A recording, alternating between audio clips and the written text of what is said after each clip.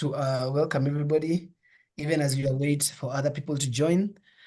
Bienvenue à tous. Pendant qu'on attend que les autres nous rejoignent, voici notre neuvième session de jeudi, session de pair en pair. Aujourd'hui, notre session va être, on aura Barca aujourd'hui, on aura des conversations avec nos entrepreneurs qui ont fait partie du Land Accelerator. Durant les années précédentes, voilà, Alex faisait partie de l'Alumni de 2023 et l'autre également de l'Alumni 2022. Donc, ensuite, dans quelques instants, on va donner la parole à Will qui va nous guider au cours de cette session d'aujourd'hui. Donc, Will, bienvenue et vous avez la parole. Merci beaucoup, Victor. J'apprécie et c'est un plaisir de voir tout le monde. Il y a des personnes qui sont en train de venir. C'est un plaisir de voir tout le monde. Je suis très, très heureux. Je m'appelle Will. Je travaille pour Barca, qui est un fonds d'investissement. Et nous sommes basés en Abidjan, Côte d'Ivoire. Donc, c'est un plaisir de voir tout le monde ici. Victor a dit qu'on aura deux orateurs, deux alumni, deux personnes qui ont assisté au Land Accelerator. C'était des anciens étudiants, donc c'est déjà une très bonne chose.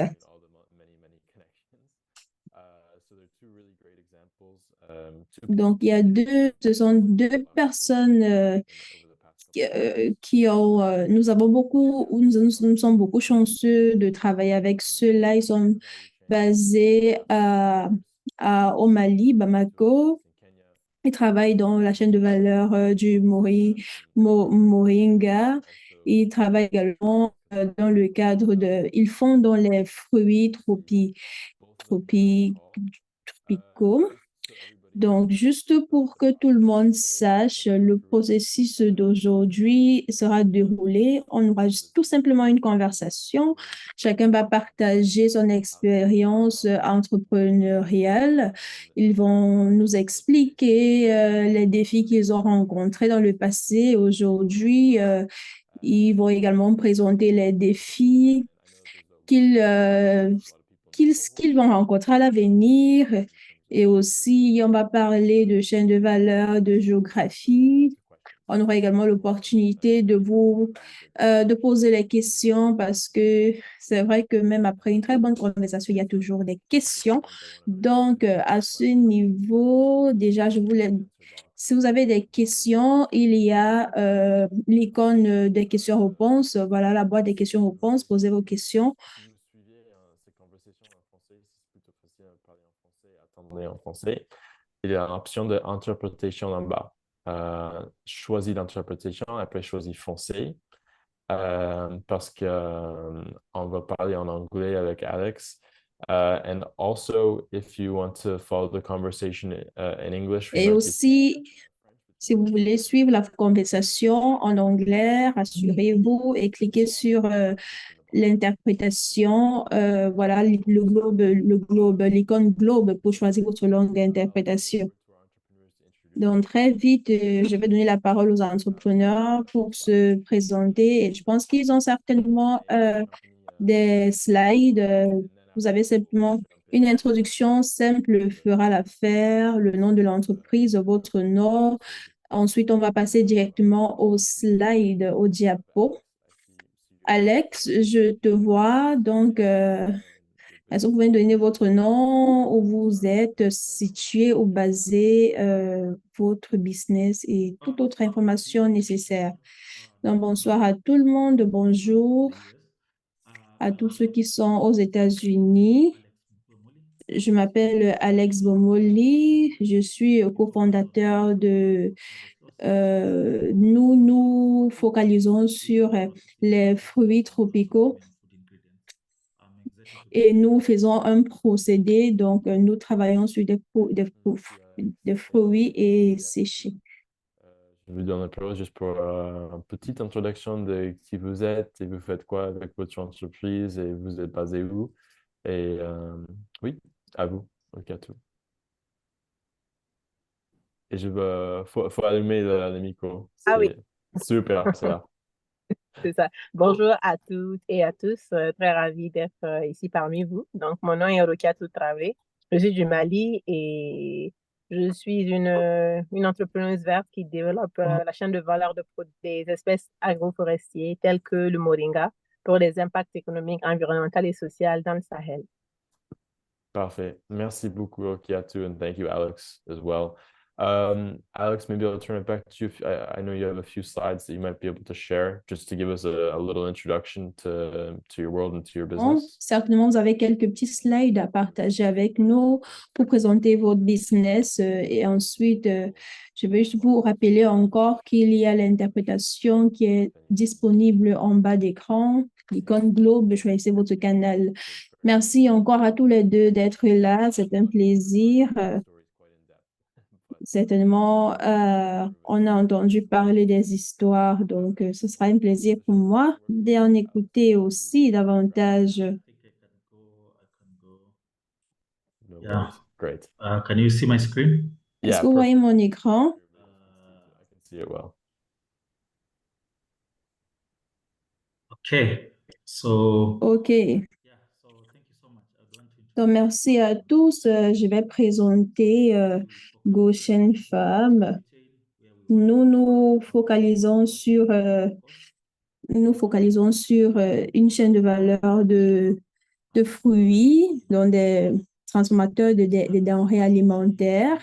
Donc, nous envisageons de grandir de manière pérenne, durable pour devenir une entreprise alimentaire mondiale tout en construisant un système alimentaire circulaire durable. Et nous nous rassurons que nos producteurs et aussi nos consommateurs restent satisfaits. Nous répondons aux attentes et nous nous rassurons d'avoir une bonne qualité de produits. Donc, nous avons des défis dans le cas de l'horticulture, qui est une source importante de revenus pour certains milliers de petits exploitants. Donc, il y a une différence entre les marchands et les producteurs, ceux qui produisent. Ça devient très, très compliqué en termes de qualité. Et aussi, il y a un décalage dans la chaîne de valeur de l'offre et de la demande au sein du secteur. Donc, nous nous rassurons de préparer un marché disponible pour les agriculteurs. Donc, nous prenons les mangues, nous les découpons, nous les envoyons, donc nous les séchons dans un four et voilà le produit final. Et voilà à quoi ressemblent nos produits lorsque vous allez au marché, par exemple, c'est comme ça que c'est disposé, surtout en Europe. Donc, yes, Amanda. Amanda, vous avez une question? Amanda, did you say something? Amanda, vous avez dit quelque chose? OK, d'accord. Donc, je peux continuer. Donc, nous focalisons sur la circularité agriculturelle, l'agri-sécularité pour créer un système alimentaire plus durable en se concentrant sur la réduction des pertes alimentaires par la création de la valeur ajoutée. Donc, ce que nous faisons, c'est nous achetons des produits agriculturels, des produits des agriculteurs et nous leur offrons des engrais pour pouvoir se rassurer que les fruits tropicaux provenant de l'agriculteur en collation naturelle à base de fruits pour l'exploitation et la vente locale est bien fait. Donc, après, nous faisons du contractuel en plus, nous achetons une valeur avant d'innover. Il y a des agriculteurs qui produisent les fruits et c'est comme ça que nous créons une relation de bénéfices mutuels. Nous étions au Land Accelerator dans la session dernière. Ce qui se passait, nous planterons, nous avons un projet de planter 250 000 nouveaux manguiers en 2024 et 2025. Donc, l'objectif est de contribuer à la reforestation tout en assurant des revenus aux agriculteurs. Et nous voulons ressortir de nouvelles variétés de mangue pour pouvoir avoir des saisons un peu plus étendues. Donc, c'est vrai que le temps de la production des mangues, c'est entre janvier et mars, mais nous essayons de planter d'autres spécimens qui puissent pousser durant le reste qui puissent produire durant le reste de l'année. Donc, nous nous rassurons également de prendre soin de sa clé et prendre soin de l'environnement. Donc, voici déjà nous avons un objectif de 250 000 arbres supplémentaires de la restauration. En fait, nous avons une vision de la restauration de plus de 250 000 arbres supplémentaires. Donc, en fin de journée, c'est quoi notre objectif? Déjà, nous nous rassurons que nous ne plantons pas uniquement des arbres, nous donnons de la valeur aux arbres plantés. Et nous voulons créer également du revenu pérenne pour les agriculteurs. Et c'est pour ça que nous sommes ici pour créer un meilleur Afrique et aussi créer un meilleur monde. Nous travaillons avec des petits exploitants. Nous espérons accroître le revenu des agriculteurs, augmenter les revenus d'agriculteurs et aussi nous envisageons avoir un modèle intelligent donc, sur le plan climatique dans l'exploitation. Donc, c'est un peu ça. Je crois que c'est ça ma présentation de manière brève. Merci beaucoup. C'était très intéressant. Merci beaucoup, Alex. Et j'ai goûté les mangues séchées et aussi les noix de peau séchées. C'était très délicieux. Amanda or Fabiana could repin Rokiatu up with us, that'd be great.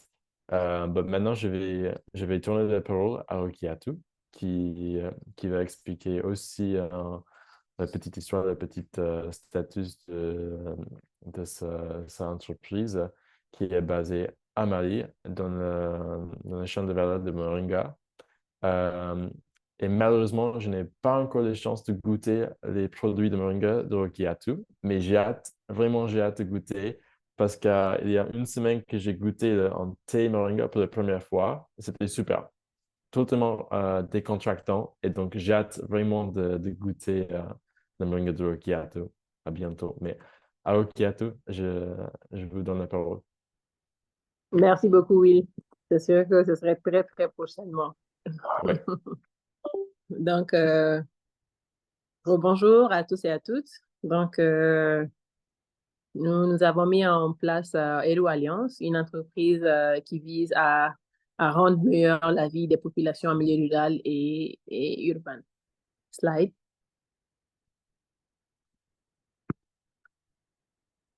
Tout a commencé par un constat alarmant. Au Mali, plus de 6 millions de tonnes d'arbres sont abattus chaque année sans compensation. Et cela constitue plus de 4000 km² de couverture végétale détruite annuellement sans compensation. Et cette situation menace le pays d'une désertification et déforestation sans précédent. Et les conséquences sont énormes sur toute la population, que l'on soit en milieu rural ou en milieu urbain. Et c'est dans ce cadre-là que est née Hello Alliance. Slide.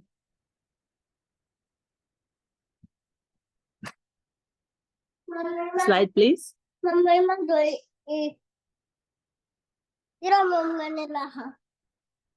Donc, nous développons une chaîne de valeur inclusive des produits agroforestiers pour faire face à la désertification et la déforestation, la pauvreté des femmes et surtout la malnutrition.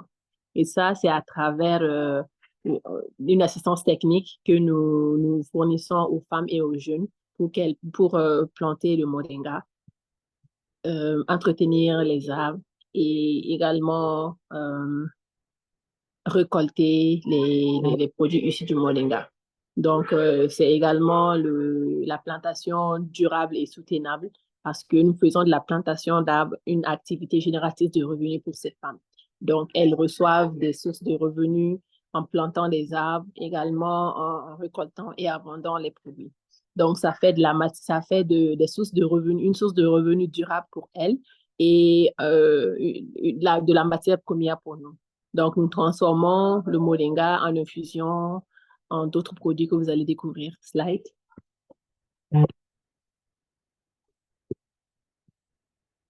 Et notre ambition, c'est de planter 10 millions d'arbres d'ici 2030.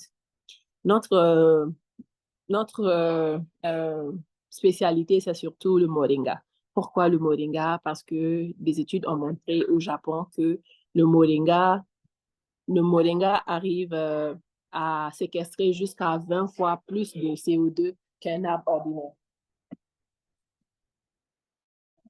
Et les feuilles, les graines, les fleurs, tout du moringa, toutes les parties du moringa peuvent être transformées transformées et commercialisées et consommées également par toutes les couches de la population. Et ça peut être transformé en infusion, en poudre, en huile, en savon, en d'autres produits. Et ce qui est bien aussi, c'est que le moringa, en fait, ça permet d'adresser, de faire face à la malnutrition et maladies qui s'y rapportent comme le diabète, le cholestérol, la tension artérielle. Et le moringa contient 92 nutriments, 46 antioxydants, 36 anti-inflammatoires. Donc, tous ceux-ci sont bénéfiques pour la santé des êtres humains et même des animaux. Slide.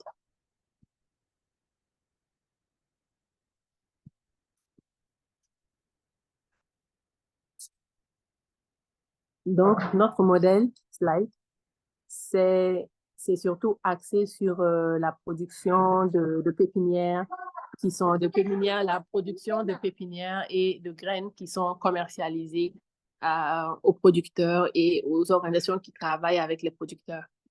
Slide.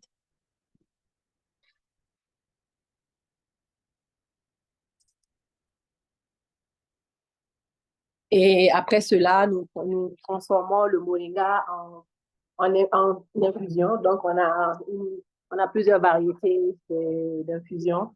Il y a le moringa qui est mélangé au gingembre, au kinkeliba, à la citronnelle, aux feuilles d'hibiscus et à d'autres plantes qui sont bénéfiques pour la santé, d'autres plantes aromatiques aussi qui peuvent ajouter du bienfait ou ajouter en fait de la valeur au thé. Et après ça, il y a également la poudre que nous faisons, le savon, les bouillies de bébé. Slide, please. Et nous avons récemment commencé à extraire l'huile des graines de moringa. Donc, l'huile qui est utilisée pour la cosmétique, pour le visage, les cheveux. Également, l'huile qu'on peut même utiliser dans la cuisine, l'huile qu'on peut utiliser pour faire du savon. Et notre ambition, c'est de pouvoir produire jusqu'à 1000 litres par jour. Et c'est pour cela que nous continuons à lever des fonds. Slide. Et à côté de cela également, nous faisons la pâte dentifrice de moringa, les biscuits à base de moringa, le miel à base de moringa également. Slide. Et à ce jour, nous sommes sur le marché national et le marché international. Donc, sur le marché national, nous couvrons plus de 15 supermarchés et d'autres organisations, d'autres agences de vente de produits naturels. Nous commercialisons également hors du Mali, en Allemagne, en France, en Côte d'Ivoire, au Burkina, au Sénégal, Togo, Bénin et un peu au Nigeria. Slide.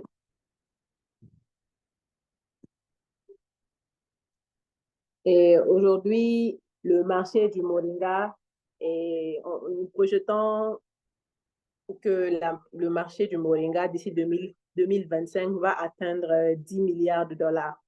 Et cela, c'est surtout en matière de poudre, en matière de comprimés de moringa, l'huile de moringa, le savon, le thé et également les graines.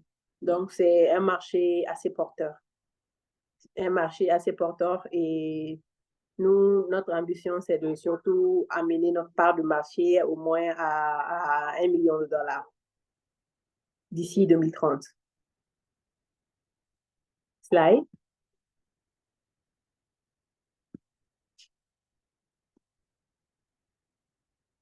À ce jour, nous avons eu un chiffre d'affaires de 80 000 dollars de moringa, de produits de moringa depuis 2021. Et je peux dire que ce chiffre a grimpé progressivement de 2021 où nous avons à peine fait 2000 dollars, 2022 où nous avons commencé à grimper et jusqu'à aujourd'hui où nous sommes à 80 000 dollars et notre ambition d'1 million de dollars est en de bonne voie, on peut le dire. Et il y a également 80 000 plantes de moringa qui a été plantées. Et nous collaborons avec plus de 1100 producteurs dans 2 régions du Mali et dans plus de 25 villages.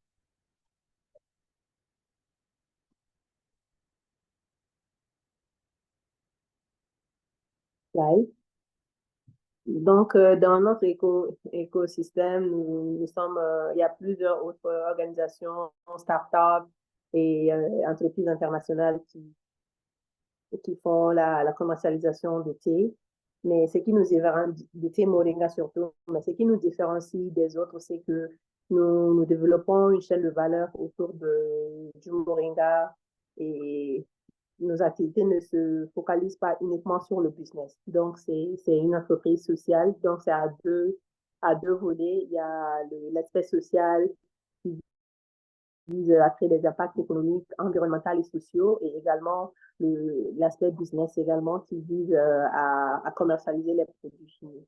Et nous touchons également à la reforestation, nous touchons à l'autonomisation des femmes et également l'autonomisation des jeunes. Donc, c'est ce qui nous différencie des autres entreprises qui se focalisent surtout sur la production.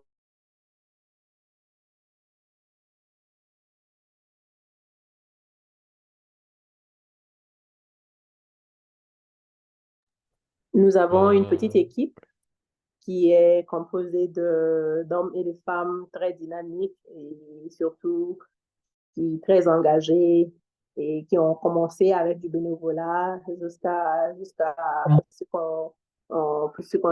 qu'on arrive à ce niveau. Et notre ambition, c'est de grandir, d'agrandir l'entreprise, d'aller jusqu'à 50 personnes dans l'entreprise qui travailleront de façon permanente et plus de 1000 personnes qui seront de façon saisonnière et de façon temporaire. Slide, please.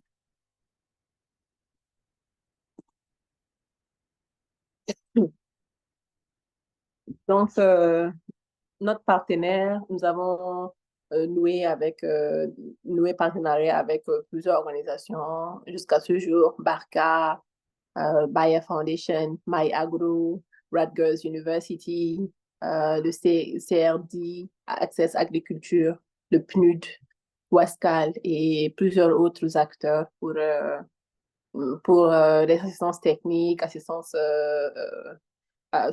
technique, levée de fonds, financement et également vente également.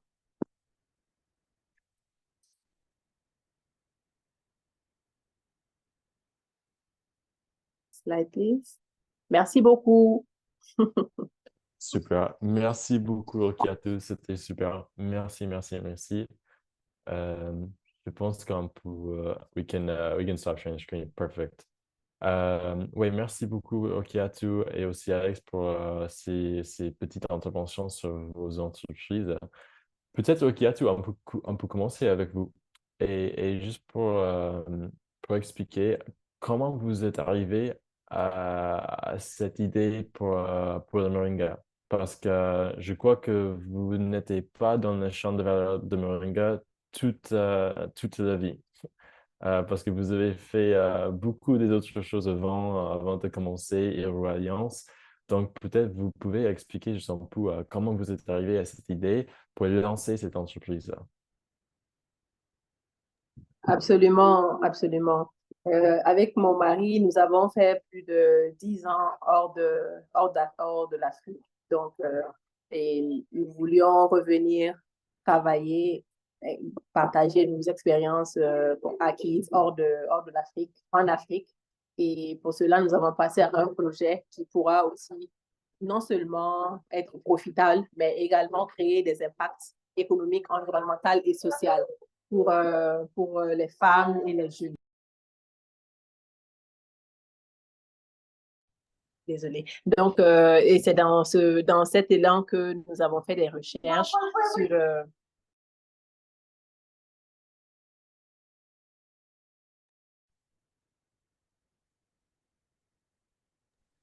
Désolée, Aucun souci, avec aucun les enfants, souci, aucun souci. C'est la vérité, hein. c'est ça. Donc, nous sommes revenus, nous avons passé à un projet qui pourra créer des impacts et aussi être profitable. Et c'est pour ça que nous avons commencé à faire des recherches. Et vu que j'étais en Turquie également, j'ai eu à découvrir également le thé moringa et tous les bienfaits sur la santé. Donc,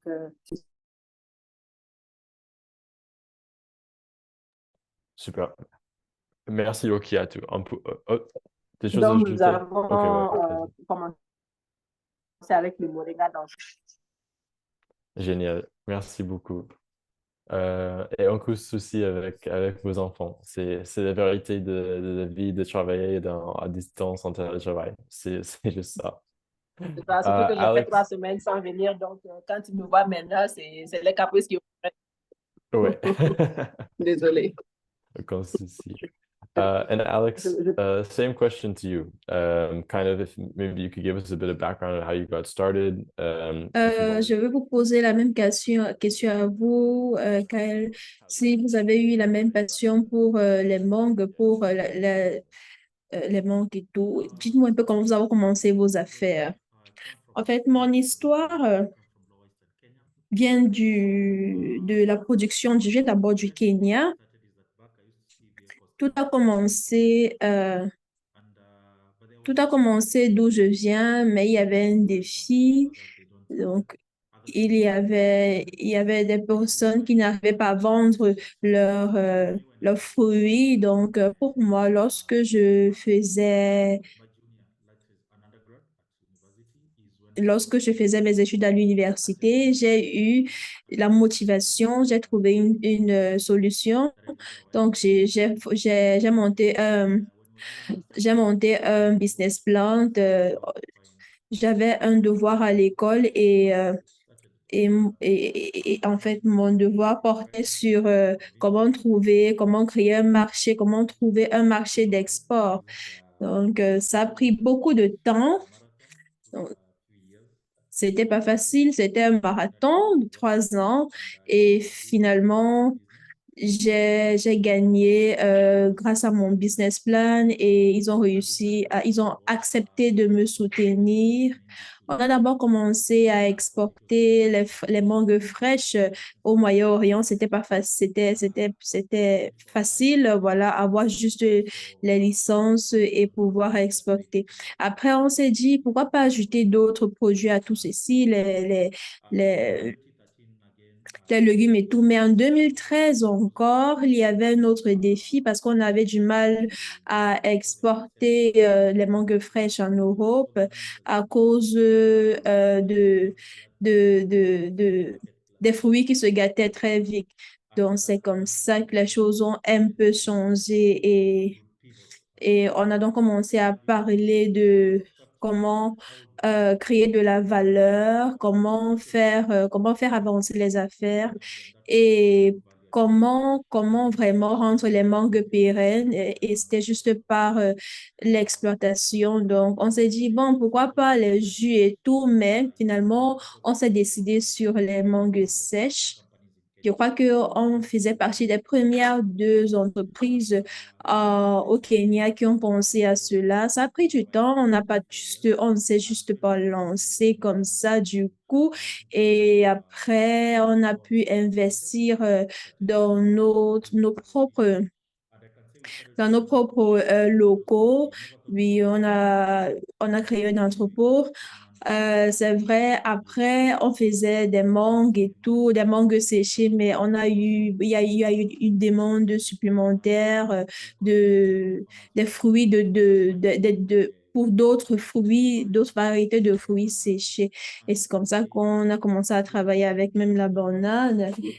Un grand chemin et nous y sommes. Nous sommes ici aujourd'hui. Et aujourd'hui, nous regardons à l'avenir et nous focalisons sur les denrées alimentaires et aussi l'ajout de la valeur, une valeur ajoutée. Donc, tout ceci est venu à partir de comment trouver une solution. Donc, on ne s'est pas dit, voilà, comment gagner l'argent, etc. Mais c'était ça après, mais avant, c'était d'abord la recherche d'une solution qui nous a amené à tous ces dons.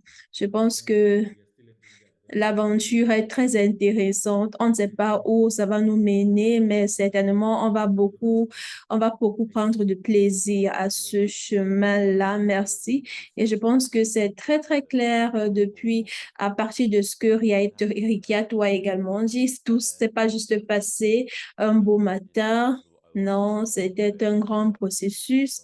Il y avait beaucoup de défis.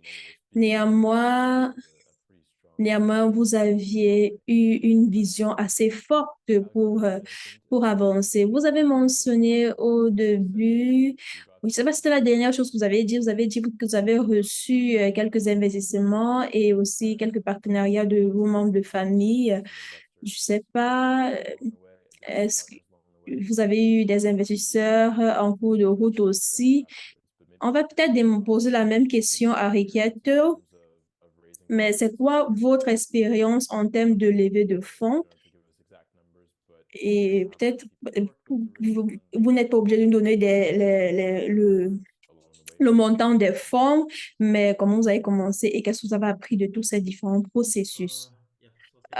Oui, donc merci. Lorsque nous avons commencé cette affaire, avec des amis. Donc, on commence toujours avec la famille et les amis, mais plus vous grandissez, vous vous rendez compte que vous avez besoin des finances supplémentaires pour pouvoir faire avancer le business. Donc, on a d'abord commencé avec les banques, on a commencé avec les fonds de développement. Nos recherches a toujours été un financement de, de, de, de, de prêts.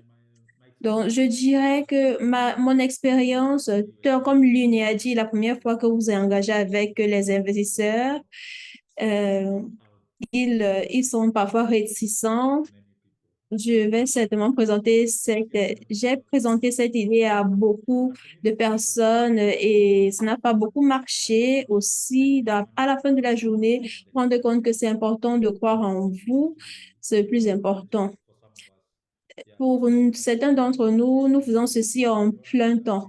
On se demande pourquoi est-ce que vous passez le temps à lever les fonds. Non, nous sommes entrepreneurs et on n'a pas le choix.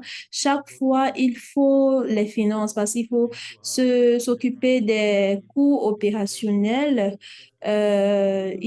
Si vous n'avez pas des finances supplémentaires, ça peut vous pousser à fermer votre business. C'est important d'avoir des clients. Il y a la communication.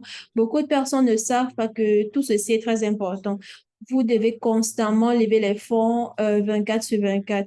Donc, une histoire que j'ai appris de Rick est que même Facebook, qui ont autant de fonds, continue à lever des fonds chaque jour. Donc, j'ai compris que la levée de fonds est un emploi à plein temps. Donc, c'est important de continuer. Et tant que le business grandit, on aura toujours besoin d'argent. Je croyais que la première fois je croyais que la première fois après avoir levé les fonds d'une dans une banque, voilà. Je croyais que c'était assez, mais je me suis rendu compte qu'il faut soutenir et pérenniser les opérations et ça ne se fait que par un flux de finances. Il y a beaucoup d'opportunités. Il faut pouvoir également pouvoir chercher les investisseurs et aussi et c'est pas tout argent qui est très, très agréable à utiliser. Il y a des personnes qui vous donnent de l'argent et en réalité, après quoi, ça détruit votre business. C'est pas tout le monde qui devrait investir dans votre business. Donc, c'est bon, c'est important de trouver les bonnes personnes au bon moment. Et également, dernièrement, je crois que l'année dernière, on a pu avoir un capital de Terrafond. Et pendant que je parle actuellement, je fais toujours lever de fonds. Oui, je lève toujours les fonds et j'ai encore besoin j'aurais besoin de lever les fonds encore à l'avenir. Je crois que depuis le moment où nous avons commencé à lever les fonds jusqu'à présent, on a pu lever, on a pu lever environ 600 000 dollars. C'est ce que nous avons pu lever les fonds depuis que nous avons commencé cette affaire. Et j'ai l'impression que d'ici l'année prochaine, on aura besoin d'environ 2 millions de dollars. Mais je suis toujours très, très optimiste. Je sais qu'on peut lever ces fonds-là. C'est possible. Donc, ça dit que le jour où vous arrêtez de planifier, c'est le jour où vous arrêtez de grandir. Mais je pas également aux affaires. Dès quand vous arrêtez de chercher les opportunités pour faire grandir vos affaires, alors c'est en ce moment-là que vous allez tomber. Donc, il faut beaucoup poser des questions parce que c'est tout cela qui nous améliore et tout ce qui nous fait grandir. Merci beaucoup. J'ai beaucoup appris. Alex, merci. Et je crois qu'un point très important que Alex a mentionné est le fait il faut lever les fonds. C'est pas mauvais de demander de l'argent. Donc, surtout, il faut penser grand. C'est important de avoir un plus grand capital pour pouvoir satisfaire une plus grande communauté. Donc, c'est pas mauvais de demander de l'argent pour pouvoir grandir votre business. Et Alex a également parlé des différentes sections. Alex a parlé de Facebook qui continue de lever les fonds jusqu'à aujourd'hui. C'est pas un business africain ou à une entreprise africaine ou, je sais pas, agriculturelle, mais s'ils continuent à lever les fonds, ils ont commencé avec 500 000 et aujourd'hui, c'est une entreprise qui pèse des milliards. Ce sont des choses qui arrivent. Donc, si pour que votre business puisse grandir, atteindre un certain niveau, il faut continuer de lever les fonds. Je vais vous poser la même question au Kiatu, parce que je sais que vous êtes récemment levé des fonds, aussi avec TerraFund. Donc, peut-être vous pouvez partager votre expérience en levant des fonds avec TerraFund, mais aussi des autres, parce que je pense que vous avez levé des fonds avec des autres organisations peut-être avec AFD ou des autres bourses aussi. Donc, je vais vous donner pour la même question, s'il vous plaît. Merci. D'accord. Je pense que ce que Alex a dit est vraiment, c'est ce que j'allais aussi dire, le partenariat. Le partenariat est très important à tous les niveaux, que l'on soit au début, au milieu et que l'on soit à un stade assez élevé. Et ce que je veux ajouter à ce qu'Alex a dit, c'est surtout la résilience. La résilience à tout moment. Moi, comme je disais, j'avais commencé l'entreprise avec mon mari et nous avons commencé avec nos fonds propres parce qu'on avait nos économies qu'on avait gardées pour notre projet. Donc, on a commencé avec ces économies-là sans chercher à lever des fonds ou bien à prendre des crédits. Et c'est avec ces fonds que nous avons établi l'usine, nous avons acheté les machines et on a commencé. Malheureusement, mon mari est décédé entre-temps. Donc, je me suis retrouvée seule à gérer l'entreprise. Et là, je n'avais pas les fonds. Donc, après un certain moment, là, un certain moment d'arrêt, j'ai repris avec les activités. Et cette fois-ci, en postulant pour des subventions Et la toute première subvention qui m'a souri, et ça, je ne vais jamais l'oublier, c'était avec Tony Elumelu Foundation, et c'était avec $2 500. Et avec les $2 500, nous avons ravivé l'entreprise, parce que nous avons refait encore notre plantation d'arbres, parce qu'entre-temps, vu qu'il y avait une pause avec les activités, et malheureusement, les arbres n'ont pas survécu, il n'y avait pas d'entretien. Donc, on a repris avec les activités en plantant 600 pieds de moringa, puis en commençant avec la transformation. Et lorsqu'on a commencé à transformer, on a mis nos premiers thés sur le marché, on a eu notre premier client, c'était Shoprite. Et Shoprite, il nous a tout de suite pris 10 paquets, je me rappelle toujours, ils ont pris 10 paquets et ils ont payé automatiquement. Ils ont dit, OK, on va vous donner une chance, vous avez un beau packaging, on va vous donner une chance, on va juste vendre les 10 et voir comment les 10 vont partir. Et en une semaine, nous avons vendu les 10. Donc, quand ils ont vendu les 10 en une semaine, ils nous ont rappelé encore, ils nous ont demandé encore 10 encore. Et lorsqu'on a mené ces 10-là, en une semaine encore, en moins d'une semaine, ils ont déjà tout vendu. Et depuis lors, nous sommes en partenariat jusqu'à aujourd'hui. Et chaque mois, ils prennent une quantité assez conséquente de tous nos produits. Et ça, ce fut également une source de revenus parce que la vente aussi générait de l'argent. Et aussi, après cela, nous avons levé une autre subvention avec le projet ouest-africain, le leadership climatique pour les femmes, qui a été initié par CRD du Canada et Wascal de la Côte d'Ivoire. Donc, ça nous a permis d'avoir une subvention de $7 000. Et après cela, le plus conséquent en ce moment, c'était aussi l'AFD. Donc, nous avons levé $30 000, 30 000 euros avec l'AFD, ce qui nous a beaucoup aidé. Ça nous a aidé à asseoir notre entreprise et surtout à avoir notre pépinière, à former plus de femmes et de jeunes, à également étendre nos marchés au-delà du Mali et à diversifier nos produits. Et ça nous a également permis de nouer partenariat avec une ONG qui a plus de 100 000 producteurs à leur sein et qui voulait se lancer dans l'agroforesterie. Donc, nous étions l'entreprise parfaite pour eux. Et c'est ce qui nous a permis également à avoir aujourd'hui un chiffre d'affaires de $80 000 qui est également une source de revenus pour nous. Et ce mois-ci, au mois de juin, nous venons juste de signer une première dette. Je vais appeler dette ou crédit, hein? Un crédit, Les deux, c'est pareil, ça marche. voilà. Donc, nous venons de signer notre premier grand crédit avec TerraFund, Realize Impact et aussi Barca qui va donner un vrai élan à notre entreprise parce que ça va nous permettre d'acquérir des machines, surtout pour faire plus d'huile et sophistiquer encore nos emballages, augmenter notre chiffre d'affaires. Et tout est vraiment question de résilience et aussi de levée de fonds. Comme l'a dit Alex, c'est lever continuellement les fonds, postuler continuellement au programme et se faire voir également. Et toujours faire voir ce que vous faites sur le terrain, communiquer sur ce que vous faites sur le terrain, sur les réseaux sociaux. C'est très important.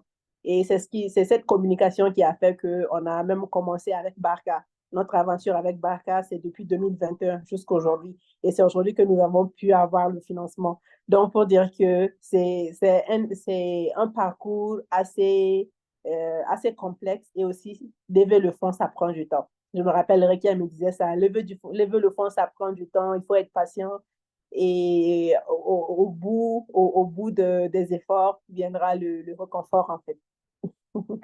Oui, c'est vrai, les derniers points sont vraiment vrais.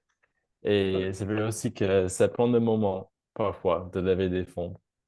Mais en fait, pendant que vous avez parlé, je viens de découvrir une petite ligne de connexion entre l'entreprise d'Orkiatu et Alex.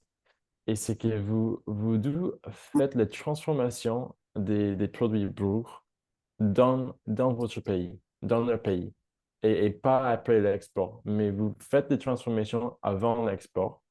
Et je souligne ces points parce qu'il y a beaucoup d'entreprises en Afrique et dans ce cohort qui travaillent avec le Land Accelerator qui ne fait pas de transformation des produits avant de faire l'exploitation. Donc, juste une petite question, Rukiatu. Pourquoi vous êtes décidé de faire des transformations des produits de Moringa vous-même en Mali et pas pour l'exploitation des produits de feuilles de Moringa avant, juste pour l'export? Pourquoi vous transformez les produits domestiquement en Mali?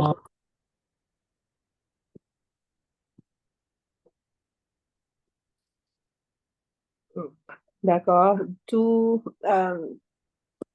La raison, c'est surtout notre vision et surtout notre mission.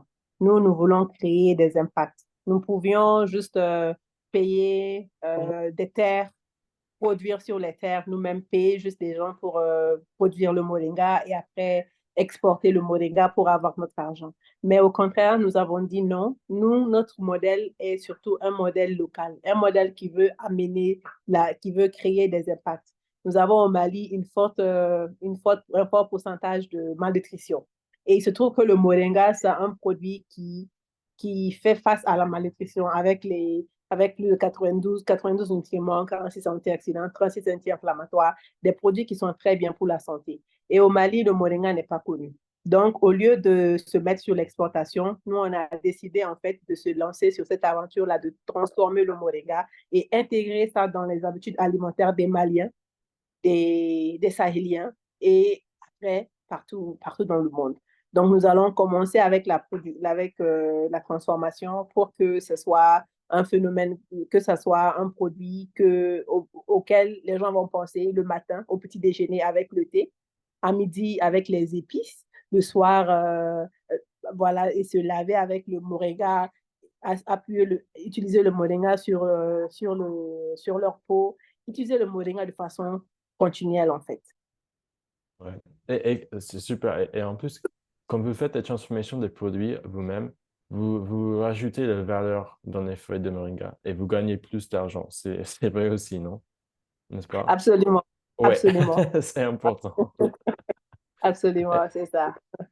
Right. And I'll ask a similar question to Alex too, because I know you mentioned it at some point that, you started off with the fresh fruit exports to the UAE. Vous avez commencé avec l'exportation des fruits frais, ensuite vous avez basculé aux fruits secs. Donc, est-ce que vous pouvez parler de l'importance de la raison pour laquelle vous avez ajouté de la valeur ajoutée vous-même? Vous avez décidé de sécher au lieu de continuer avec l'exportation des fruits frais. For me, I talk about the issue of value. When you talk about value addition, is En fait, moi, j'ai parlé de valeur. Et lorsqu'on parle de valeur, il ne s'agit pas juste de parler, d'ajouter de la valeur au produit, mais ajouter de la valeur au processus, de donner de la valeur à tout ce que nous faisons. Parce que, en fin de journée, nous essayons de faire en sorte que l'Afrique soit un continent productif. Donc, si vous exportez vos fruits frais, il n'y aura pas trop de valeur ajoutée parce que euh, for every 1 kilogram of pour chaque papaya, 1 kilogramme de papaye, how much you're able to take in and be able to add value to, how much pour we chaque kilo de fruits secs, chaque kilo de fruits secs est équivalent à pratiquement 20 kilos de fruits frais. Donc, c'est pas évident. Ça, c'est beaucoup de valeur ajoutée parce que, voilà, donc, et en plus, les fruits secs ont une pérennité plus longue. Ils peuvent durer 18 mois même après la production. Donc, par contre, les mangues ou bien les fruits frais, par exemple la mangue, après la saison, c'est impossible de trouver le fruit. Mais la beauté de cela est que les produits secs que nous produisons peuvent être disponibles tout au cours de l'année. Et avec les produits frais, il y a un scrutin très élevé et on vérifie s'ils ne sont pas infectés par les pestes. Mais lorsque c'est travaillé. Lorsque le fini produit, c'est un produit fini qui peut être consommé directement. Donc, nous créons de la valeur également au niveau de la chaîne. Nous créons nous créons nous créons des emplois. Emballer les fruits secs est équivalent de mettre cela dans un carton. Donc, c'est tout un processus, ça emploie beaucoup de personnes et ça inclut beaucoup d'humains. Donc, je pense que ajouter de la valeur est très important. C'est d'abord pour se rassurer qu'on puisse avoir un marché résilient. Donc,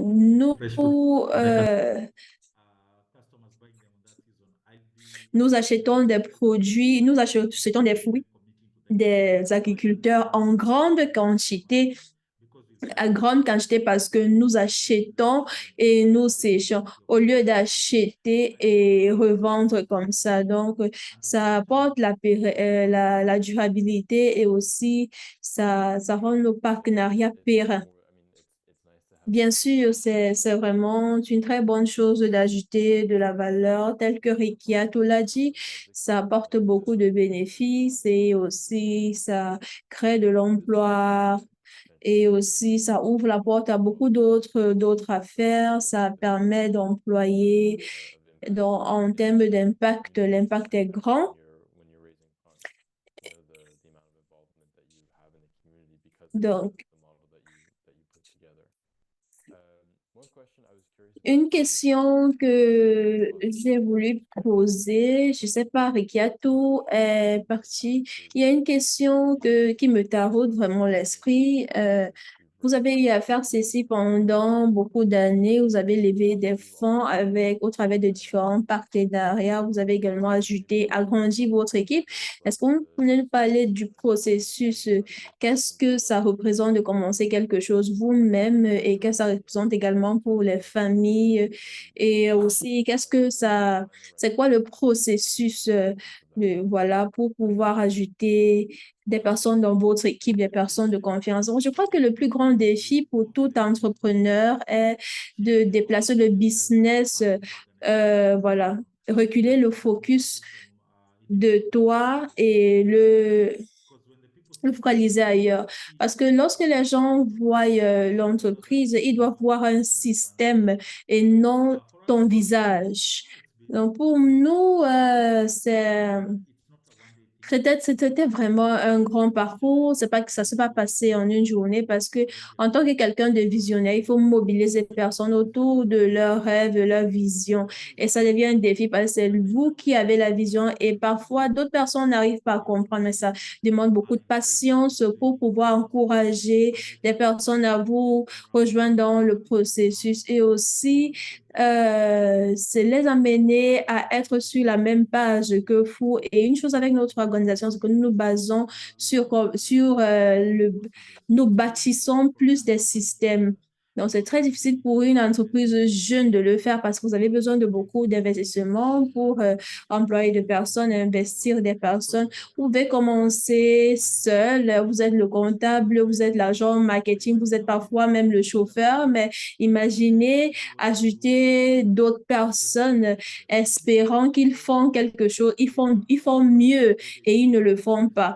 Donc, parfois, ils ne font même pas ce qu'ils sont appelés, ils sont censés faire. Mais en tant qu'organisation, c'est important d'abord de mettre sur pied des processus, un processus et des procédés. Il y a beaucoup de procédés pour tout. Comment initier, par exemple, une requête, comment gérer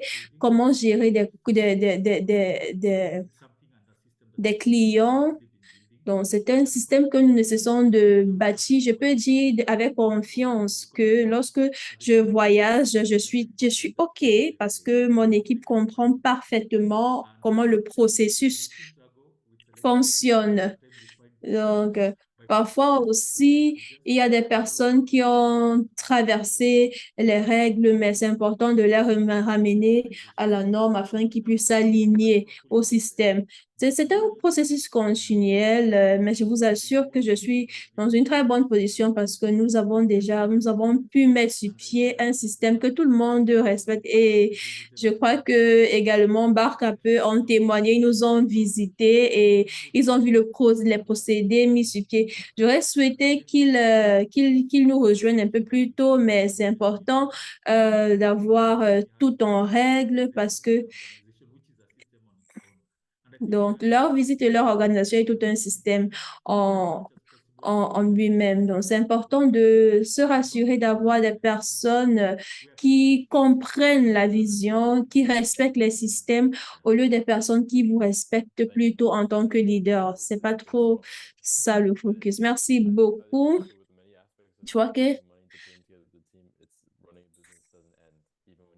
je crois que c'est très, très important, lever les fonds et tout. Vous avez rigolé un peu pendant qu'Alex a répondu. Parce que j'imagine que vous avez un peu la même expérience. Et j'ai vu aussi que vous avez mentionné une petite fiche de votre équipe maintenant, des Hero Alliance. Et peut-être vous pouvez expliquer l'histoire pour comment vous avez trouvé votre équipe et l'histoire de trouver des bonnes personnes pour les entreprises qui partageaient la même vision, le même rêve pour Hero Alliance comme vous.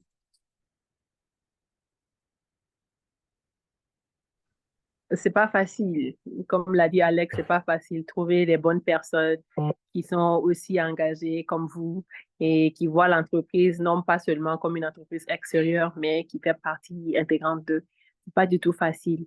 Et je veux dire que ce que nous faisons, c'est surtout voir, travailler avec des personnes qui sont recommandées, qu'on nous a recommandées en fait. Parce que très souvent, on a essayé de recruter, quand on passe par le recrutement en ligne, les personnes qui viennent ne sont pas forcément des personnes qui restent. Donc, nous utilisons plus les recommandations. Lorsqu'on on reçoit une recommandation d'une personne qui, euh, qui a fait ses preuves ailleurs. Donc, très souvent, c'est eux à qui on fait appel. Et ça a l'air de marcher, et ça a l'air de marcher avec eux.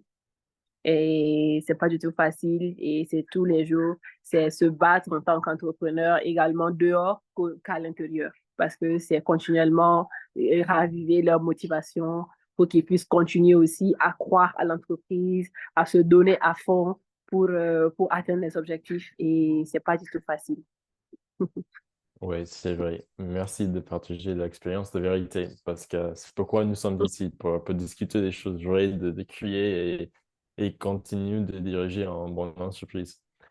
Et maintenant, actuellement, il y a que 30 minutes, environ des 30 minutes qui restent dans cette session. Donc, je vais ouvrir pour les questions de groupe, de la cohorte. Et je vais commencer avec le boîte des questions We et have a few réponses. questions in the question and Ouais, answer ouais, box ouais, if you haven't looked there. ouais, je vais commencer avec le boîte des questions et réponses. Euh, Parce qu'il y a une bonne question de Vincent Dieudonné qui demande si Alex et Rocky Atou, si vous pouvez raconter vos difficultés de ces parcours.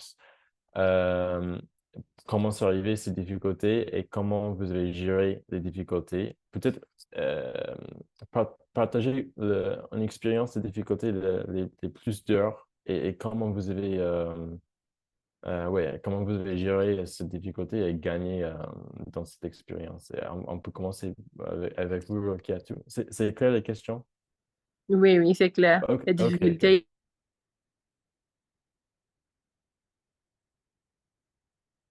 dans l'entrepreneuriat doit être prêt à relever les difficultés parce qu'il y en aura toujours.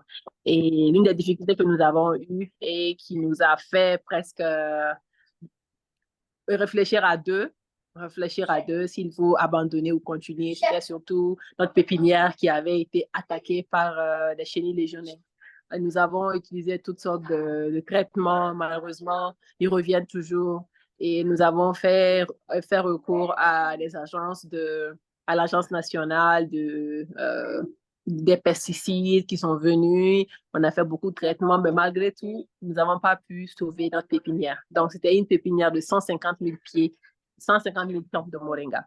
Et cette situation a vraiment été un choc. Ça a été un choc parce que tout le monde s'était investi en temps, en effort, en ressources. Et voir une pépinière, une telle pépinière sur plus d'un hectare être détruite, vraiment, ça nous a beaucoup choqués. Et il y en a, j'ai vu les membres de mon groupe qui ont pleuré, hommes comme femmes. Ils n'arrivaient pas à retenir leurs larmes. Et il y a même mon responsable agroforestier qui me disait que non, il va partir parce que là, il ne peut pas travailler comme ça et c'est pas sûr. Donc, il a fallu que je lui parle, je lui remonte le moral et pour lui dire que nous sommes ensemble dans cette aventure-là. Et aujourd'hui, je peux dire que ce fut une expérience assez difficile, mais c'est une expérience qui nous a aussi soudés dans l'équipe. Oui. Et en fait, c'est une vraiment difficile histoire que vous avez partagée. Et je crois que je me souviens d'une expérience que vous avez partagée avec moi une fois, que la première fois que vous avez donné les arbres de moringa à les agriculteurs ne cru pas que vous reviendrez pour acheter des feuilles, pour vraiment acheter des feuilles à la fin de saison. Peut-être vous pouvez raconter cette histoire, si je me souviens bien. Et peut-être peut-être la connexion est coupée avec Rockiatu.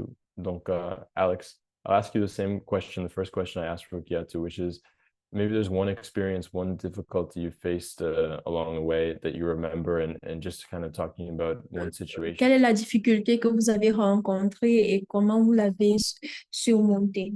Wow, that's an interesting question.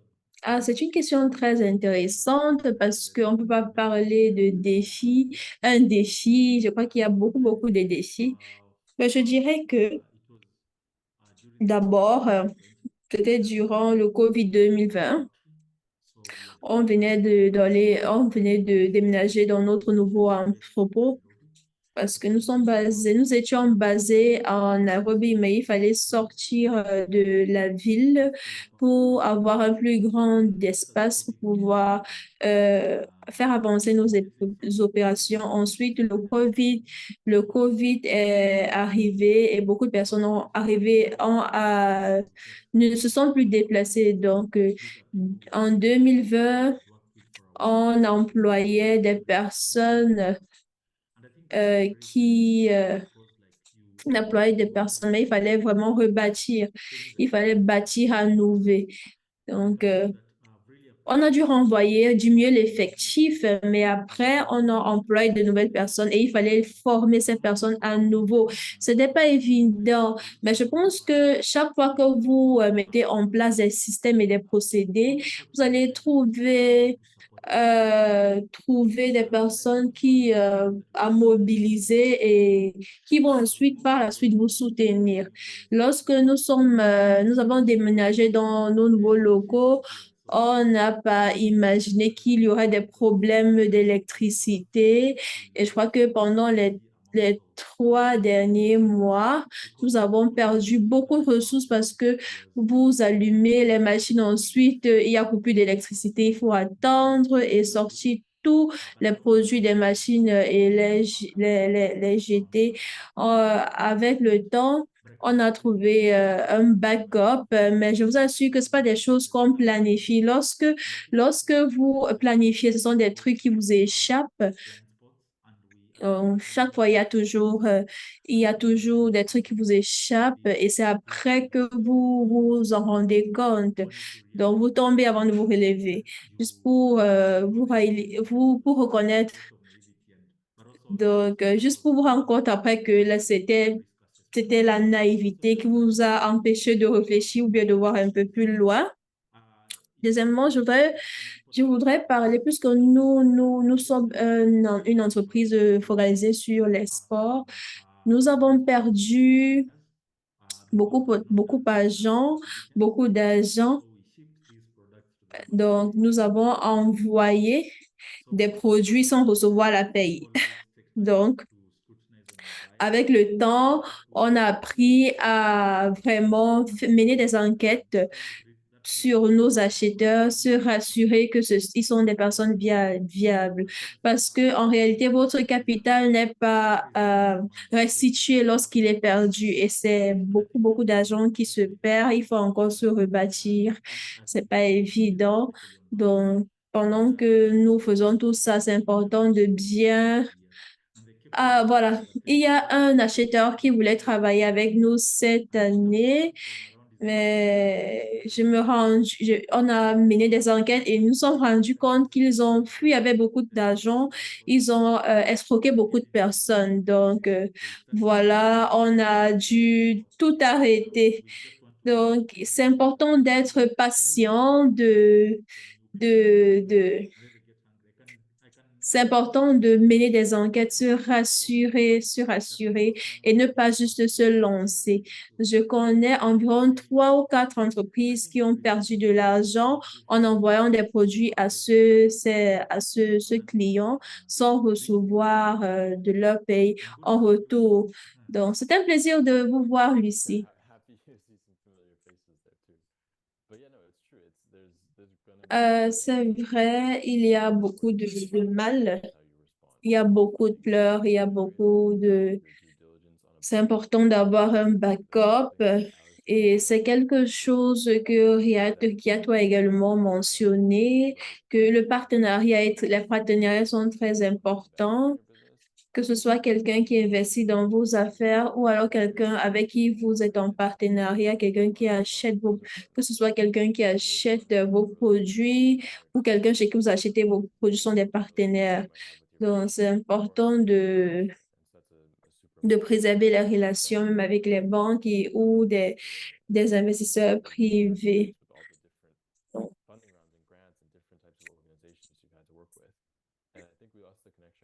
je crois que on a perdu Rikiato, mais j'étais sur le point de demander à poser la question à Rikiato. On était en train de parler, vous avez raconté une histoire des agriculteurs en Mali qui n'a cru pas que vous seriez vraiment récupéré des feuilles de moringa à la fin de saison. C'est vrai, ça? Trying to say it well in French, but we're speaking in English. Et parfois, je me souviens des choses en anglais, je ne peux pas dire en français. Donc. Mais tu te souviens de l'histoire ou non? Absolument, absolument. Ouais, Comment ok. ne pas c'était surtout les débuts, parce que le moringa n'est pas connu au Mali. C'est pas contrairement au Niger où on consomme le moringa tous les jours. Dans d'autres pays, au Mali, c'est pas le cas. Donc, lorsqu'on a demandé aux producteurs de planter des arbres et que nous allons acheter des feuilles, c'est vrai qu'ils ont, au début, bon, ils ont accepté de planter, mais ça, c'était après des réunions, après des formations avec eux. Donc, ils ont accepté de planter. Et après, ils ne pensaient pas qu'on allait revenir acheter des feuilles. Et lorsqu'on a fait notre premier achat, je me rappelle, il y avait à peu près, je pense qu'on avait récupéré à peu près 20 kilos uniquement de tous les producteurs parce qu'ils n'y croyaient pas. Donc, ceux qui y croyaient, c'est eux qui ont récolté les feuilles et ils nous ont vendu. Et quand ils ont vu qu'on est venu acheter et on a annoncé le deuxième achat, et là, on est arrivé jusqu'à 100 kilos en fait. Jusqu'à 100 kilos qu'on a pu récupérer avec les femmes. Et beaucoup avaient témoigné qu'en fait, ils n'avaient pas cru. Et ainsi de suite, et ainsi de suite. Donc, c'est travailler avec les communautés, parfois, c'est challengeant aussi. Il y a beaucoup de contraintes également. Parfois, ils n'y pensent pas ou parfois même, ils peuvent avoir des acheteurs ailleurs, comme Alex l'a dit, les fournisseurs et même également les fournisseurs et ceux qui viennent acheter. Donc, tout peut être contraignant. Et tout est question de communication également. Beaucoup communiquer avec la communauté et également tenir aussi sa parole. Quand on dit qu'on vient tel jour, il faut le faire. Il faut respecter le jour et puis respecter tous les engagements, en fait. Ouais, c'est vrai. Quand les gens ne communiquent pas, c'est un drapeau rouge, on dit en anglais. It's a red flag. If people aren't speaking to you, whether it's a supplier or a buyer, and they're not good at getting back to you, that's a red flag. But I think Je reviens vers toi. Je crois que l'histoire de Rikiato nous enseigne beaucoup. Elle a également eu un problème avec la personne à qui elle vendait. Donc, c'est important dans votre affaire d'avoir un bon partenaire. Tout comme vous recherchez des bonnes affaires, des bons partenaires, soyez un bon partenaire. Et je crois que c'est quelque chose que nous avons beaucoup appris des deux côtés du continent. C'est très important. Je crois que c'est même plus universel que contextuel. Alex, je vois que vous avez répondu dans la boîte à chat. Donc, est-ce que vous pouvez lui dire afin que tout le monde entende? Il y a deux questions à propos des mangues. Donc, est-ce que vous pouvez répondre à ces questions à tout le groupe? Yeah, Ce serait un plaisir. Je pense qu'il y a deux questions, une question de Véronique et l'autre de Justine au Malawi. where she can be able to get the seedlings, but yes, you can easily get Véronique demande où elle peut avoir la semence. because C'est important d'avoir la semence, mais savoir où planter est plus important. Donc, nous donnons les semences aux petits agriculteurs. Donc, après, peut-être, si vous êtes vraiment intéressé, contactez-moi, Justine, qui a posé la question par rapport aux semences, que ce soit. yes, we offer the grafted seedlings, but Nous offrons les semences we use the traditional en mango grappe. because they have a stronger Nous utilisons les mangues traditionnelles, les mangues sauvages, parce que leur, any seedlings in Malawi, but parce que leurs depending on which variety you're leurs racines sont plus fortes. Donc, c'est important de connaître où aussi planter. Merci beaucoup, vraiment, merci énormément. Il y a également une main levée. Isaac a une main levée. Isaac, voulez-vous bien activer, ouvrir votre micro? Vous êtes en sourdine. There we go. Hello, good evening. Bonsoir. Yeah, in fact, En fait, about je suis tellement intéressée par le business du Moringa. African En fait, should do, especially voici ce que les femmes africaines devraient faire. Lorsque vous avez fait votre présentation, elle a dit que son mari est décédé et après ça, manage the elle a pu gérer l'entreprise parfaitement. Donc, son produit est aujourd'hui vendu sur le plan international. Elle vend le produit sur le plan international. Donc, je veux vraiment la féliciter pour ce pas de géant qu'elle a pris pour pouvoir élever le business à ce niveau. Ma question est celle-ci. Dans le processus de l'export, si vous voulez exporter, quel est le processus, quel est le processus? Je vais également exporter les patates, mais je voudrais savoir quel est le processus. Si il y a un moyen afin qu'on puisse aussi exporter, parce que l'exportation ou alors la manufacturation ajoute de la valeur. Parce que nous produisons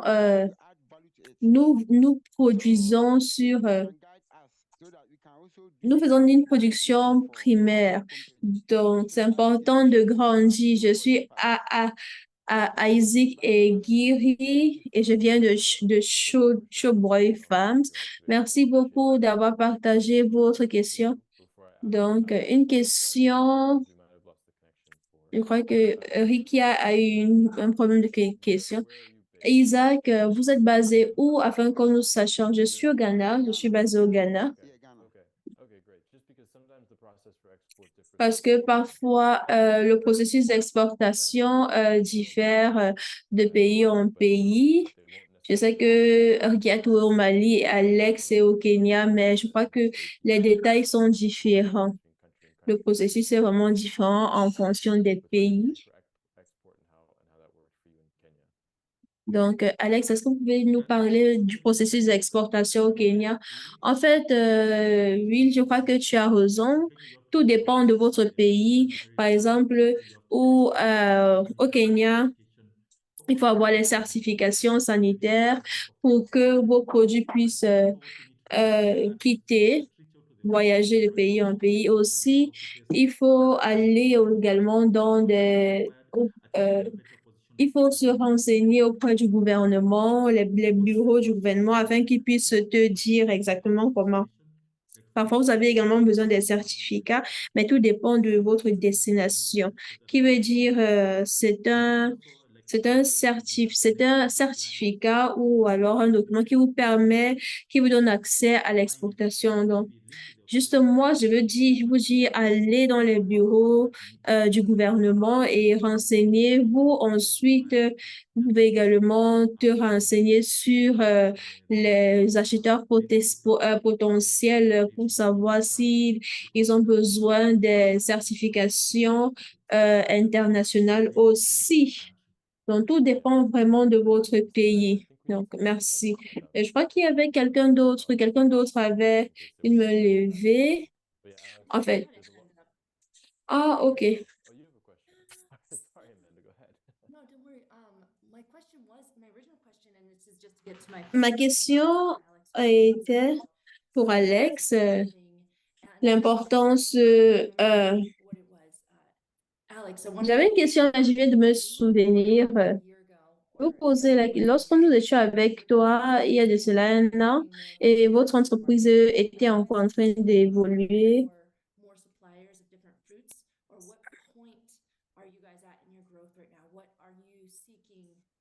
Vous êtes à quel niveau? Qu'est-ce qu'il faut pour que vous évoluiez davantage? Avez-vous besoin des machines, avez-vous besoin des machines ou de plus d'investissement? Qu'avez-vous besoin de plus pour grandir davantage? Merci beaucoup pour votre question. En réalité, nous sommes en train de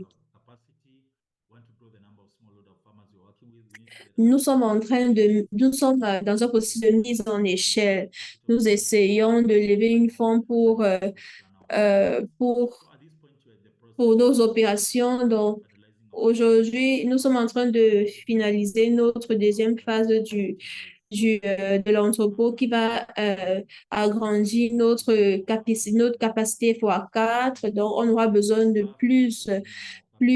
un plus grand staff, un plus grand capital, des acheteurs et plus de fruits. Donc, c'est ça le processus. Et nous espérons que le, la, nous espérons que le nouveau entrepôt puisse être opérationnel avant la fin d'année parce qu'on veut vraiment se lancer d'ici là. Donc, nous espérons que au travers de cela, on sera à mesure de faire entrer plus d'agriculteurs. Donc, je suis encore, c'est pour ça que je vous ai dit, je lève encore l'effort. J'ai posé cette question pour savoir si vous avez besoin des agriculteurs au cas où il y a quelqu'un ici qui entend cela et dit, voilà, je peux vous vendre des fruits, est-ce qu'on peut en parler? Comment les gens peuvent vous rejoindre peuvent vous contacter s'ils sont au Kenya. Donc, je vais envoyer mes coordonnées dans la boîte à chat, envoyez-moi un mail ou alors un WhatsApp, voilà, afin qu'on en parle. Donc, regardez dans la boîte à chat et vous allez voir mes coordonnées. Je vois Joseph. Joseph, ouvrez votre micro et prenez la parole. Give him 1 second just in case. But I don't hear anything. On n'entend rien, donc Ladislas, apparemment vous avez quelque chose à dire. Ouvrez votre micro et prenez la parole. Merci beaucoup de m'accorder la parole. J'étais même en train d'écrire pour poser. Vraiment, je voudrais, bon, je suis Ladislas Ndabarushimana. Je suis le représentant légal d'une coopérative agricole qui est basée au Burundi. Et je voudrais d'abord féliciter vraiment cette brave dame, grand entrepreneur du Mali, qui nous a présenté vraiment une chaîne valeur, une chaîne valeur, la chaîne de valeur de c'est Moringa, ça m'a vraiment intéressé parce que nous avons un projet de Moringa dans le cadre effectivement de la restauration des terres parce que nous travaillons dans le cadre de l'intensification des produits agricoles. Mais nous avons voulu associer à ces projets agricoles avec la culture de Moringa dans le cadre dans le cadre des cultures qui sont compatibles, des arbres qui sont compatibles avec les cultures, tout en voulant effectivement après faire une entreprise de transformation parce que nous avons effectivement les idées de tous ces vertus qu'il nous a encore spécifié beaucoup plus davantage. Et nous voudrions, bon, si c'est possible d'avoir ces coordonnées pour que peut-être ils pourraient dans l'avenir nous partager de l'expérience en matière de l'usine de transformation de ces, donc comment il a pu gagner la confiance avec les cultures, donc les agriculteurs, parce que nous voulons aussi collaborer pour évoluer un peu plus davantage, pour avoir beaucoup plus de terrain où il faut, parce que notre terrain propre, c'est un peu pour pouvoir en fait prendre tout c'est au niveau de à l'échelle nationale, quoi. Merci beaucoup. Ouais, merci Ladislas pour ces questions, pour ces questions spécifiques. Malheureusement, je crois que la connexion avec Rokiatu a été coupée parce que pour l'instant, je ne peux pas voir le boîte de Rokiatu. Mais c'est une bonne question en tout cas, Ladislas, comment faire connaissance de Moringa ou n'importe quel produit, quel arbre qui est nouveau dans la région, qui est bon pour la région, qui est bon pour l'environnement, mais qui les agriculteurs ne connaissent pas. C'est une vraie question. Malheureusement, je ne suis pas un agriculteur. Non plus, je ne suis pas un entrepreneur dans le champ de vallée de Moringa, ni Mali. Donc, je n'ai pas vraiment de réponse pour vous, Ladislas, et donc je suis désolé. Mais j'ai noté cette question vraiment. Et quand Merci. on reconnecté avec Rokiatu, et sinon, je peux envoyer un message à Rokiatu et après, je peux montrer dans la session à mardi ou semaine prochaine. Sinon, certainement, je peux chercher votre mail avec Amanda ou l'équipe de WRI et envoyer une réponse. Parce que c'est une vraie question, c'est une bonne question. Merci beaucoup. Oui, bien sûr. Et je sais que Joseph, je suis désolé, mais je vais demander, je vais chercher une réponse, mais pas dans ce moment. Et en plus, j'ai vu que Joseph a levé son nom, mais pas encore. Mais sinon, I can ask a similar question to Alex, maybe, because I know you work mostly. But Joseph, vous avez une question? Or Joseph, do you have a question?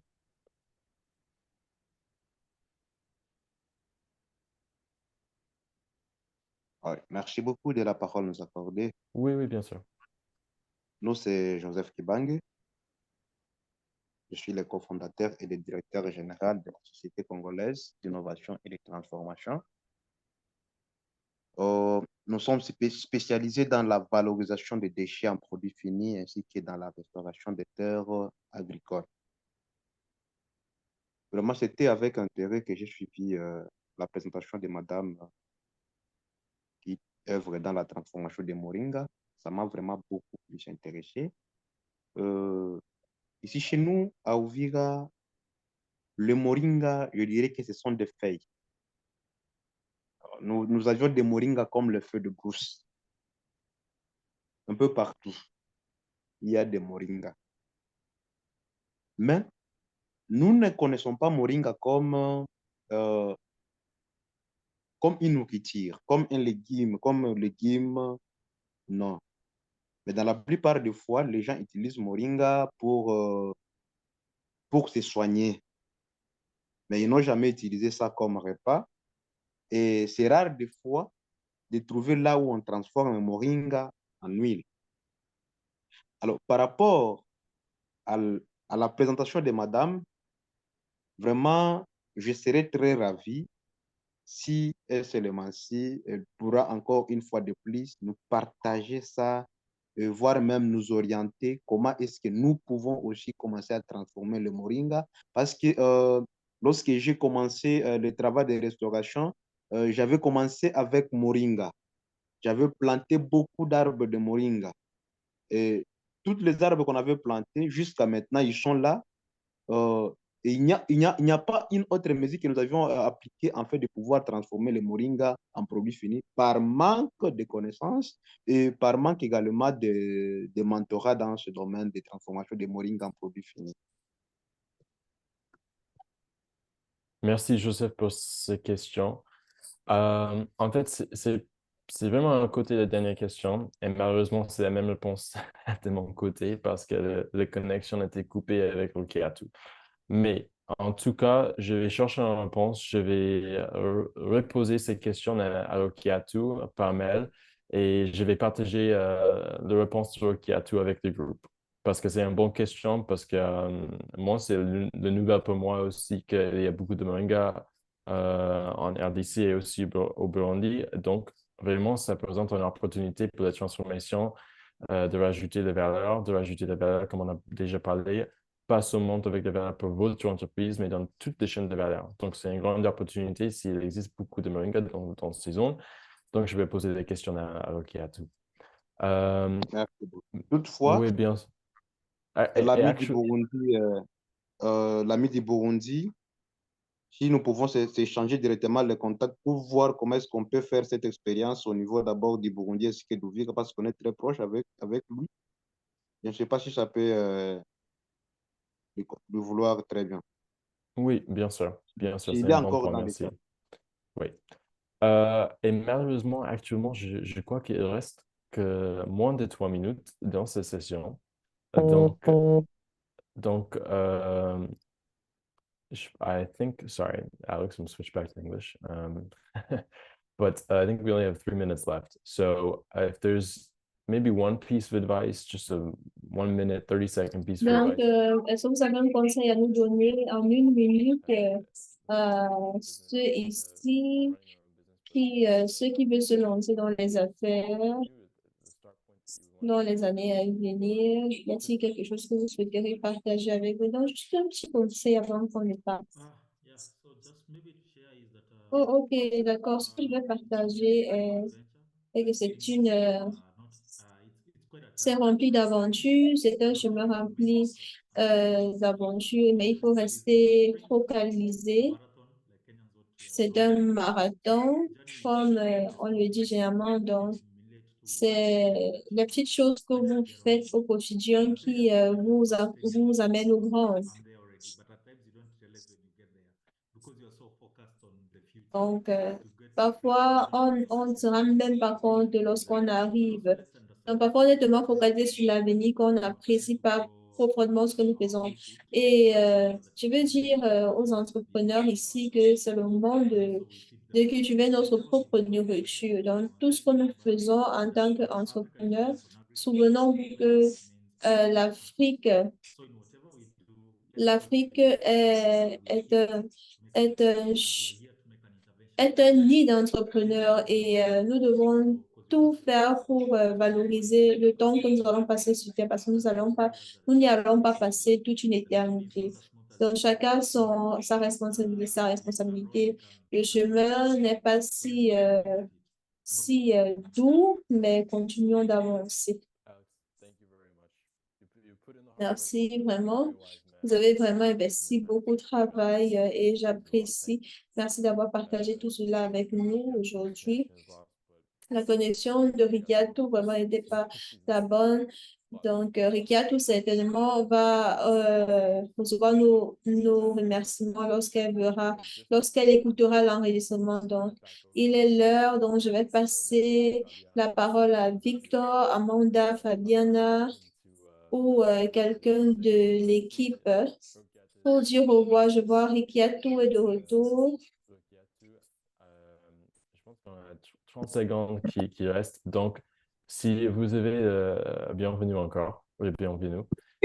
Merci. Je pense que je vais laisser la caméra fermée hein, parce que là, la connexion n'est pas bonne en fait. Oui, et en fait, pendant cette petite interruption, nous avons beaucoup des questions de Moringa. Donc, en fait, Amanda and Fabiana, I'll say that if anybody wants to listen to the response from Rokiatu, they're welcome to stay. But Si vous voulez écouter les réponses de Rikiatu, on va donner la possibilité à Rikiatu de répondre. Et je sais que Alex, vous êtes libre de vous déconnecter. Merci beaucoup. Mais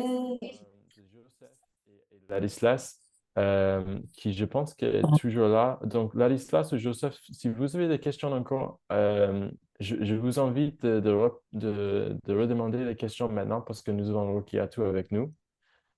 Ladislas, Joseph, oui, Ladislas, je vois. Allez-y, je vous donne la parole.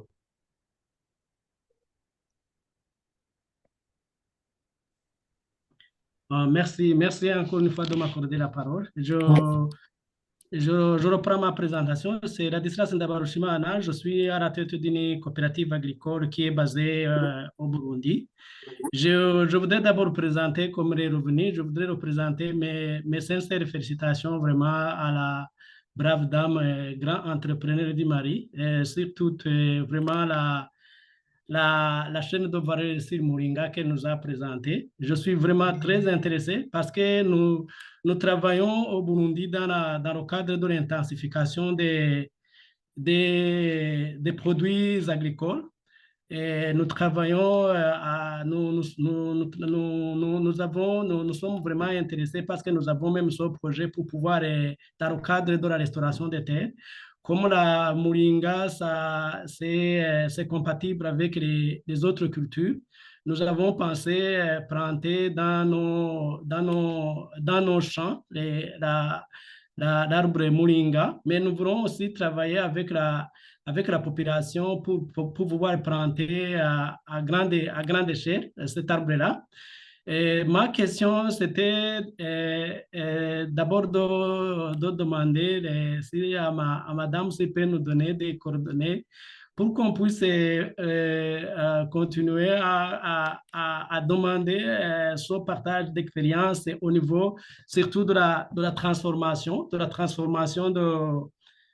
ce produit, et surtout aussi comment il a gagné, comment ils ont réussi à gagner la confiance au niveau de la population pour pouvoir effectivement réussir le partenariat avec la population pour pouvoir planter cet arbre au niveau de la communauté pour pouvoir effectivement avoir une grande production et pour pouvoir effectivement, s'il faut voler transformation et pour pouvoir essayer vendre à travers le monde. Merci beaucoup. C'était ça ma question.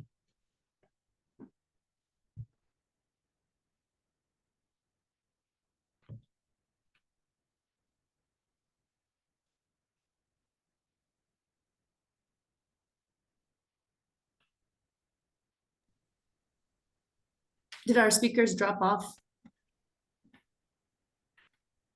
J'ai l'impression qu'on a perdu nos orateurs.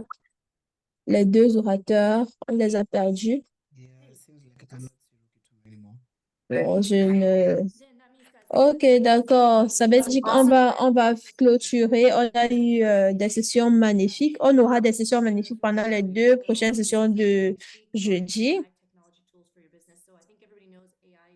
J'imagine que tout le monde connaît l'intelligence artificielle.